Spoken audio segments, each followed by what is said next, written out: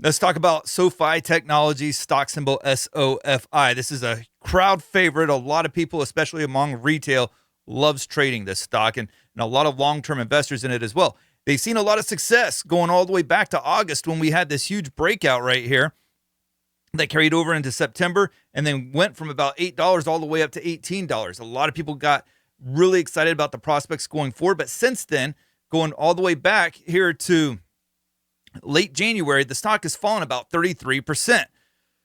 So the question becomes now, is this the time to be buying the stock now that it has dropped 33%, or should we wait for it to come back much further?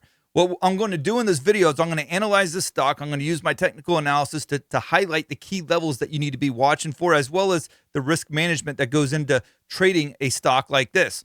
So let's look at it in the short term first. You have like a quasi head and shoulders pattern here. And the reason why I use quasi is because you have this big left shoulder, kind of a small head, and then you have this dilapidated right shoulder that comes down and tests the neckline, and then whatever that is right there. And then it breaks down today and below this neckline. So then we're technically breaking through a key level of support here. This support's been tested on multiple occasions from January 2nd all the way to back to January 13th. And then again on February 25th. Then finally, we broke down below that here today. That has every bit of the look of a topping pattern. Now, that doesn't mean that it can't bounce from here, but if you're looking to manage the risk and you're looking for what the charts are trying to tell you, that's a very concerning development for the stock. And I say that knowing that a lot of people get upset when you mention SOFI in any kind of negative light, because the passion for this stock really runs strong and a lot of people have put a lot of money into it. So I understand that. However, as a technical analyst, as a person who follows the charts, there's a lot of things to be concerned about here. Now, if it can bounce tomorrow, what you want to see is whether or not it can get back above the highs from today, because in doing so, it'd take it back above this neckline. That would be huge. And oftentimes when you see these topping patterns, if you don't get a really strong break to the downside, and even though we gap below it, I wouldn't say the closing action today was all that strong. In fact, the closing price was above the opening price, so there was a net amount of buyers following the opening of the stock today, even though it still finished lower on the day. So what you want to watch for is if it gets back above this resistance here, then you have a couple of resistance areas, additional resistance areas that you want to be cognizant of. One is this declining resistance right here off of the January highs. If that gets tested again, there's a good chance that it gets a sharp rejection. Also, it may not even get that high. You could still see it perhaps accelerate to the downside with a much more steeper trend line. So the chart's getting a little bit messy here in the short term, but there's some concern here that this declining trend line could be the next area of resistance for the stock going forward. So if we do get a bounce, it goes back above this neckline area and it tests this 1430 or 1420 area, it could see some sharp resistance. But if it breaks through it, then the next area of resistance you want to watch for is at the 16 level. Going back, and this is probably where things start to get a much more concerning, much more red flags here to be mindful of. For one, you had this huge cup and handle pattern that took place. All right, we broke out of it back in October of last year. Huge move to the upside. Even before we even broke out of it, it had gone from August lows from that one day where we had that massive 200-point gap to the downside on the S&P 500. We went from that date, we went from a low of 601 all the way up to 1049. That's over 40% right there. And then you had the breakout, and it really defied odds in a lot of ways, going up another 80% from there. So the move off of those August lows has been extreme. If you look at it from a weekly chart, you can see just how extreme that move is, even more so from a monthly standpoint. So now that we're breaking below this resistance or the support level that's now become resistance, what I've become much more concerned about is that we're going to move right back down to this breakout level. Considering that we're trading at $13, you're talking about, a 25%-ish type of move that would take us back down to this $10 level. That's significant losses, especially if you're one of those people who got in maybe at like $9 or $10 a share. You're essentially looking at all of your profits getting wiped out. If you've been a longer term holder, good. You have a little bit more buffer, but why Why risk all of that? So you really want to be thinking about the risk element of your trade setup.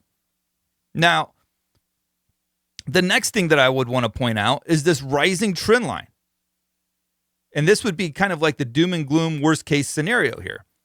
Because if we continue to pull back, test this, 1040, 1045 level, don't hold it, and then we continue to break to the downside, then you're looking at a potential move back down to the 680 level. I know a lot of people don't think that that's possible. A lot of times that's because they don't want to believe that that's possible. But I've gone through enough recessions, I've gone through enough market pullbacks to know just how drastic these pullbacks can become once they start getting the momentum to the downside going. So when we're watching levels, we want to watch this purple line here. This is the level at about 1050. And then if that breaks, then you have to put on the table a potential and pretty violent move back down to the lower sevens, high sixes. And one last thing that I would tell you guys, look at this right here. First of all, you had this topping pattern here that's been developing since November. We broke below it today. Yes, maybe we break back above it tomorrow. If that's probably the best case scenario the bulls can hope for, is that we can recapture those profits to the upside by getting back above this resistance here. But look at what's happened in the past. You have this massive topping pattern that took place in its early going. That was a significant breakdown. It took it from 1429 all the way down to the fours. Huge. Now, if you look at it from where it was at the all-time highs, at like 28, going from 28 down to 4. So it is possible. I know a lot of things point to improvement in the stock since that time. But if you get a broad market pullback, if you get a huge pullback in the financials, it's not going to matter because these stocks are more than likely going to take a pretty significant hit. So you stretch this support level that was cracked back in early 2022, and you can see where it's pretty much in line with that same support level that was cracked here today. So again, red flags that I would be very much concerned about going forward with this stock. Finally, this particular stock, SOFI, I probably get more backlash from talking about SOFI than any other stock out there. People are passionate. I like that. I like that they're passionate about trading. But oftentimes you can have misplaced passions when it comes to the stock market because we're trying to inject upon the market what our desires and what our wants are and what our hopes are for a particular stock. But the market in the end doesn't care about that. It doesn't care about what you hope or what you think about a stock. It's going to do what it wants to do with that stock. So you don't want to be the person that's bag holding while everybody else is still able to book profits. In the future, if it does go back up, you can still get back in. There's nothing to say that you can't. Or if it comes back down, you may be offered a better opportunity to get long at a lower price. And that's good also. But right now, you want to be concerned. You want to start be thinking about what am I going to do if this market continues to correct? What am I going to do if the financial sector continues to pull back some here? What is my response going to be with my position in SOFI? Do I want to go ahead and book those profits? Do I want to wait for a pullback to a lower level so I can play the bounce or get in at a much more advantageous price where I can even get more shares than what I currently have?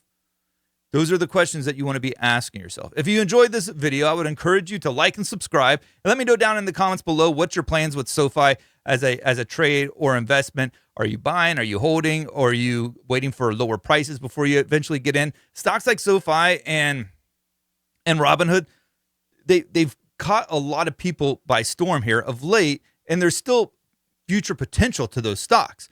But you want to make sure that you're not just giving away gains in the short term or opportunities to book significant profits because of pride or because of ego when you could be getting potentially a lower price at some point in the future.